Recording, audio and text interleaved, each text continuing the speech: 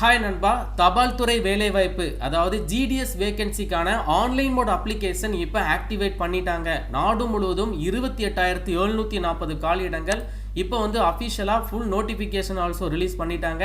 கம்ப்ளீட்டாக இந்த வெப்சைட்டை சேஞ்ச் பண்ணியிருக்காங்க.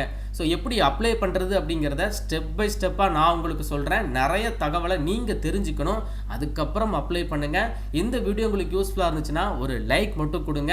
நீங்கள் கொடுக்குற ஒரு லைக்கும் தான் அடுத்தடுத்த வீடியோஸ் போட எனக்கு ரொம்ப மோட்டிவேஷனாக இருக்கும். ஸோ கண்டிப்பாக லைக் பண்ணுங்கள். தபால் துறை வேலைவாய்ப்பு இந்த வருடத்தில் வந்திருக்கக்கூடிய அதிகப்படியான காலியிடங்கள் 28,740 காலியிடங்கள். எக்ஸாம் கிடையாது, பியூர்லி 10th மார்க்கை பேஸ் பண்ணி அரசு வேலைவாய்ப்புங்க. ஸோ இந்த ஜாபுக்கான ஆன்லைன் மோட் அப்ளிகேஷன் இப்போ ஆக்டிவேட் ஆகிருக்கு. கம்ப்ளீட்டாக வெப்சைட்டை சேஞ்ச் பண்ணியிருக்காங்க. indiapost.gov.in/GDS ஆன்லைன் என்கேஜ்மெண்ட் இதுதான் புதிய வெப்சைட். இந்த வெப்சைட்டில் தான் நம்ம அப்ளிகேஷனை ப்ரொசீட் பண்ணணும். லெஃப்ட் சைட் பார்த்தீங்கன்னா நோட்டிஃபிகேஷன் பார்க்குறதுக்கு ஒரு ஆப்ஷன் கொடுத்துருக்காங்க. வேகன்சி பற்றி தெரிஞ்சுக்கிறதுக்கு தனியாக ஒரு ஆப்ஷன் இருக்குது. ரொம்ப முக்கியமாக இந்த வெப்சைட் ரொம்ப ஃபாஸ்ட்டாக இருக்குது. ஓல்டு வெப்சைட்லாம் ரொம்ப ஸ்லோவாக இருக்கும், பட் இது ரொம்ப ஃபாஸ்ட்டாக இருக்குது. நீங்கள் எல்லாருமே ஈஸியாகவே அப்ளை பண்ணிக்கலாம். அப்ளை பண்ணுறதுக்கு முன்னாடி 2 விஷயத்தை நீங்கள் தெரிஞ்சுக்கோங்க. ஃபஸ்ட்டு பார்த்தீங்கன்னா இந்த ஜாபுக்கு ஜனவரி 31 பிப்ரவரி 14 ரிஜிஸ்ட்ரேஷனை கம்ப்ளீட் பண்ணிடணும். இன்னையிலிருந்து ரிஜிஸ்ட்ரேஷன் ஓப்பன் பண்ணிட்டாங்க. அதுக்கப்புறம் இந்த ஜாபுக்கான அப்ளிகேஷனை பிப்ரவரி 2 பிப்ரவரி 16 நீங்கள் கம்ப்ளீட் பண்ணணும். அப்போ இன்னைக்கு நம்மளால் ரிஜிஸ்ட்ரேஷன் மட்டும்தான் பண்ண முடியும். பிப்ரவரி 2 ரிஜிஸ்ட்ரேஷன் பண்ணவங்க பிப்ரவரி 2 அப்ளிகேஷன் ஃபார்மை கம்ப்ளீட் பண்ணுங்க. அப்ளிகேஷனில் ஏதாச்சும் கரெக்ஷன் இருக்குது அப்படின்னா அதை எடிட் பண்ணுறதுக்கு பிப்ரவரி 18 பிப்ரவரி 19 இந்த மாதிரி 2 நாட்கள் டைம் கொடுத்துருக்காங்க. இந்த ஜாபுக்கான நோட்டிஃபிகேஷன் தெரிஞ்சுக்கிறதுக்கு இந்த இடத்துல டிஸ்கிரிப்டிவ் நோட்டிஃபிகேஷன் அப்படிங்கிறத கிளிக் பண்ணுங்க. உங்களுக்கு இந்த மாதிரி ஒரு PDF ஃபைல் வந்துடும். ஆல்ரெடி நான் இந்த நோட்டிஃபிகேஷனை எக்ஸ்பிளைன் பண்ணி வீடியோ போட்டிருக்கேன். அந்த வீடியோக்கான லிங்கை டிஸ்கிரிப்ஷன் பாக்ஸில் கொடுக்குறேன். ஸோ கம்ப்ளீட்டாக உங்களுக்கு நோட்டிஃபிகேஷன் பற்றி தெரிஞ்சுக்கணுன்னா அந்த வீடியோவை செக் பண்ணிக்கோங்க. அதுக்கப்புறம் இந்த இடத்துல பாருங்கள், வேக்கண்ட் போஸ்ட் அப்படின்னு ஒரு டேப் இருக்குது. ஜஸ்ட் கிளிக் பண்ணுங்கள். இதில் என்ன சொல்லியிருக்காங்க, சர்க்கிள் வைஸாக நீங்கள் என்னென்ன வேகன்சி இருக்குது அப்படிங்கிறத இந்த இடத்துல தெரிஞ்சுக்கலாம். அதுக்கப்புறம் டிவிஷன் வைஸாக தெரிஞ்சுக்கலாம். ஸோ ஃபஸ்ட்டு நம்ம சர்க்கிள் அப்படிங்கிற இடத்துல நம்ம ஸ்டேட்டோடைய நேம் தமிழ்நாடு சர்க்கிள் அப்படிங்கிறத கொடுங்க. டிவிஷன் அப்படிங்கிற இடத்துல இப்போ போஸ்ட் ஆஃபீஸ் பார்த்தீங்கன்னா இப்போ தமிழகத்தில் 38 மாவட்டம் இருக்குது. அப்போ 38 மாவட்டம் வழியாக உங்களுக்கு டிவிஷன் இருக்காது.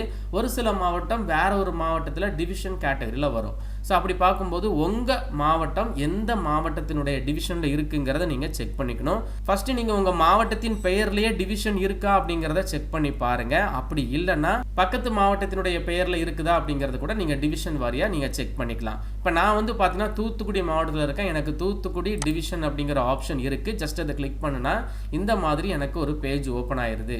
நாடு முழுவதும் 28,740 காலியிடங்கள். நம்ம தமிழகத்திற்கு ஒரு 2009 காலியிடங்கள் வந்திருக்கு. 2009 காலியிடங்களும் சர்க்கிள் வைஸாக டிவிஷன் வைஸாக பிரித்து கொடுத்துருக்காங்க.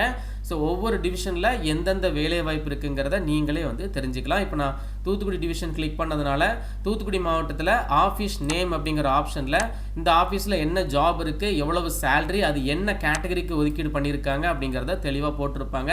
இன்னும் கிளியராக ஃபில்டர் பண்ணுறதுக்கு பின்கோடு வரைக்கும் கொடுத்துருக்காங்க. ஸோ நீங்கள் பின்கோடை போட்டு கூட சர்ச் பண்ணி பார்த்துட்டு உங்கள் ஏரியாவில் வேகன்சி இருக்கா, அது BBM அதாவது பிரான்ச் போஸ்ட் மாஸ்டரில் இருக்கா, அசிஸ்டன்ட் பிரான்ச் போஸ்ட் மாஸ்டரில் இருக்கா, இல்லை டாக் சேவாக் இந்த கேட்டகரியில் இருக்கா அப்படிங்கிறத தெரிஞ்சுக்கோங்க. பிரான்ச் போஸ்ட் மாஸ்டருக்கு தான் ஒரு 12,000 ரூபாய் சம்பளம் இருக்கும். அசிஸ்டன்ட் பிரான்ச் போஸ்ட் மாஸ்டருக்குலாம் 10,000 ரூபாய் தான் சம்பளம். கம்ப்ளீட்டாக இதை செக் பண்ணிவிட்டு அதுக்கப்புறம் நீங்கள் அப்ளிகேஷனை ஸ்டார்ட் பண்ணுங்கள். ஸோ அப்ளை பண்ணுறதுக்கு இந்த இடத்துல பார்த்தீங்கன்னா ரிஜிஸ்டர்னு ஒரு டேப் இருக்கா. ஜஸ்ட் இதை கிளிக் பண்ணுங்கள். ஸோ டேரெக்டாகவே நியூ கேண்டிடேட் ரிஜிஸ்ட்ரேஷன் அப்படிங்கிறத நீங்கள் ஃபஸ்ட்டு கம்ப்ளீட் பண்ணணும். ஜஸ்ட் இதை கிளிக் பண்ணுங்கள். உங்களுடைய மொபைல் நம்பரை என்டர் பண்ணுங்கள். அதை ஃபாலோ பண்ணி உங்களுடைய இமெயில் ஐடியை என்டர் பண்ணுங்கள். நீங்கள் கொடுக்குற இமெயில் ஐடி தான் கடைசி வரைக்கும் நீங்கள் ஃபாலோ பண்ணணும். அதனால் ஆக்டிவாக இருக்கிற இமெயில் ஐடி, ஆக்டிவாக இருக்கிற மொபைல் நம்பரை கொடுத்து நெக்ஸ்ட் அப்படிங்கிறத கிளிக் பண்ணுங்கள். அதுக்கப்புறம் சென்ட் OTP மூலமாக மொபைல் நம்பரை வெரிஃபை பண்ணுங்கள், இமெயில் ஐடியை வெரிஃபை பண்ணுங்கள். வெரிஃபை ஆனதும் உங்களுக்கு இந்த மாதிரி ஒரு பாக்ஸ் ஓப்பன் ஆயிரும். ஸோ இதில் மற்ற டீட்டெயில்ஸ் எல்லாமே நீங்கள் ஃபில் பண்ணணும். ஸோ ஃபஸ்ட்டு என்ன கேட்டிருக்காங்க, உங்களுடைய நேம் கேட்டிருக்காங்க. 10th மார்க் ஷீட்டில் உங்களுடைய நேம் எந்த ஆர்டரில் இருக்கோ அந்த ஆர்டரில் கரெக்டாக டைப் பண்ணிக்கோங்க. அதே மாதிரி 10th மார்க் ஷீட்டில் உங்களுடைய டேட் ஆஃப் பர்த் என்னவோ அதை நீங்கள் டைப் பண்ணிக்கோங்க. அதுக்கப்புறம் ஜெண்டர் ஆப்ஷனில் கொடுத்துருக்காங்க ஆன் பெண், அதுக்கப்புறம் டிரான்ஸ்ஜெண்டரில் ஃபீமேலா அப்படிங்கிற ஆப்ஷனை கிளிக் பண்ணிடுங்க. உங்களுடைய அப்பா பெயர் கொடுத்துருங்க, அதுக்கப்புறம் உங்களுடைய அம்மாவினுடைய பெயர் கொடுத்துருங்க, நீங்கள் எந்த கம்யூனிட்டியில் வாரீங்க அப்படிங்கிறத கொடுத்துருங்க. இப்போ ஓபிசி அப்படின்னா பிசி, பிசி முஸ்லீம், எம்பிசி, டிஎன்சி இவங்க எல்லாருமே ஓபிசி தான். ஸோ அந்த கேட்டகரியில் வந்தீங்கன்னா நீங்கள் ஓபிசி அப்படிங்கிறத கொடுத்துருங்க. பொது பிரிவினர் அப்படின்னா அன்ரிசர்வ் கொடுத்துருங்க. அதுக்கப்புறம் எஸ்சி எஸ்டி ஆல்சோ நீங்கள் கொடுத்துருங்க. எந்த வகுப்பை சேர்ந்தவங்களா இருக்கீங்களோ அதை நீங்கள் ஜஸ்ட் கிளிக் பண்ணிவிட்டு இந்த இடத்துல கம்ப்ளீட் அப்படிங்கிறத கிளிக் பண்ணுங்க. அதுக்கப்புறம் உங்களுடைய ரிஜிஸ்ட்ரேஷன் சக்சஸ்ஃபுல் அப்படின்னு சொல்லிட்டு இந்த மாதிரி ஒரு டேப் வந்துடும். இதற்கு கீழே உங்களுடைய ரிஜிஸ்ட்ரேஷன் நம்பர் இருக்கும். உங்களுக்கு நார்மல் மெசேஜில் நம்பர் அனுப்பி கொடுத்துருவாங்க. அதே மாதிரி இமெயிலில் கூட உங்களுக்கு அந்த ரிஜிஸ்ட்ரேஷன் நம்பர் அனுப்பி கொடுத்துருவாங்க. இது எல்லாத்தையுமே பக்காவாக நீங்கள் சேவ் பண்ணி வச்சுக்கோங்க. இப்போதைக்கு ரிஜிஸ்ட்ரேஷன் மட்டும்தான் ஓப்பன் பண்ணியிருக்காங்க, சரிங்களா? அப்போ நீங்கள் எல்லாரும் என்ன பண்ணணும், ரிஜிஸ்ட்ரேஷனை கம்ப்ளீட் பண்ணிடுங்க. நான் இப்போ பண்ண அந்த ஸ்டெப்பை மட்டும் ஃபாலோ பண்ணி ரிஜிஸ்ட்ரேஷனை மட்டும் கம்ப்ளீட் பண்ணி வைங்க. பிப்ரவரி 2ஆம் தேதி தான் அப்ளிகேஷனை ஸ்டார்ட் பண்ணுறாங்க. ஸோ அந்த டைமில் எப்படி இருக்கும் அப்படின்னு சொல்லி பார்த்தீங்கன்னா, இந்த இடத்துல click here to register apply அப்படிங்கிற டேபை கிளிக் பண்ணும்போது உங்களுக்கு இவ்வளவு தான் ஆப்ஷன் வருது. இப்போ நியூ ரிஜிஸ்ட்ரேஷன் மட்டும்தான் ஆப்ஷன் வந்திருக்கு. ஸோ அதை மட்டும் நீங்கள் கொடுத்து நான் சொன்ன இந்த டீட்டெயில்ஸ் எல்லாம் கொடுத்து ரிஜிஸ்ட்ரேஷனை பக்காவாக கம்ப்ளீட் பண்ணுங்கள்.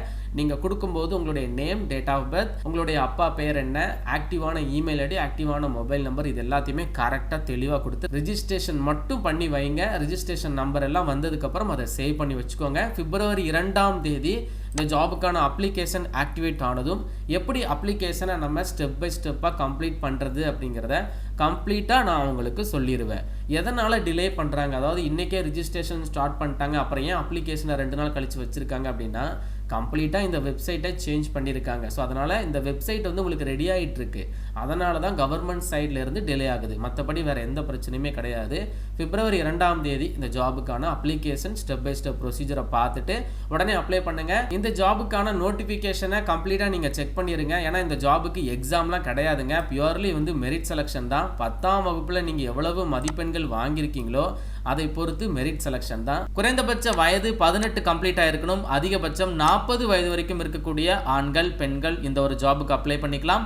கூடுதலாக எஸ்சி எஸ்டி அப்படின்னா 5 இயர்ஸ் ரிலாக்ஸேஷன், ஓபிசிக்கு 3 இயர்ஸ் ஏஜ் ரிலாக்ஸேஷன், அதே மாதிரி இடபிள்யூஎஸ், பர்சன் வித் டிசபிலிட்டி எல்லாருக்குமே சென்ட்ரல் கவர்மெண்ட் நார்ம்ஸை பேஸ் பண்ணி ஏஜ் ரிலாக்ஸேஷன் கொடுத்துருக்காங்க. இந்த ஜாபுக்கான கல்வி தகுதி வந்து பார்த்தீங்கன்னா 10th படிச்சிருந்தா போதுங்க. குறைந்தபட்ச கல்வி தகுதியை 10ஆம் வகுப்பு தான். ஸோ 10th தாண்டி 12th டிப்ளமோ டிகிரின்னு சொல்லிட்டு என்ன படிச்சிருந்தாலும் நீங்கள் இந்த ஜாபுக்கு எலிஜிபிள் தான்.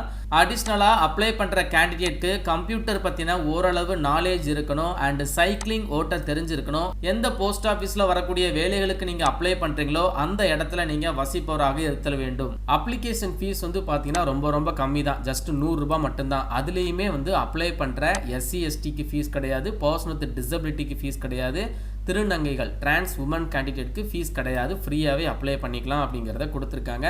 மற்ற எல்லாரும் ஒரு 100 ரூபாய் மட்டும் அப்ளிகேஷன் ஃபீஸ் பே பண்ணால் போதும். பிப்ரவரி 2ஆம் தேதி அப்ளிகேஷன் ஓப்பன் ஆனதும் எப்படி அப்ளை பண்ணுறது, ஃபீஸ் எப்படி பே பண்ணுறது எல்லாத்தையுமே நான் உங்களுக்கு சொல்லிடுவேன். 2 நாள் மட்டும் நீங்கள் வெயிட் பண்ணிக்கோங்க. இந்த வீடியோ உங்களுக்கு யூஸ்ஃபுல்லாக இருந்துச்சுன்னா மறக்காமல் ஒரு லைக்கை தட்டி விட்டுட்டு உங்கள் ஃப்ரெண்ட்ஸ் எல்லாருக்கும் ஷேர் பண்ணி கொடுத்துருங்க. மேலும் ஒரு நல்ல வேலைவாய்ப்பு தகவலுடன் நான் உங்களை சந்திக்கிறேன். தேங்க்ஸ் ஃபார் வாட்சிங். See you. Bye.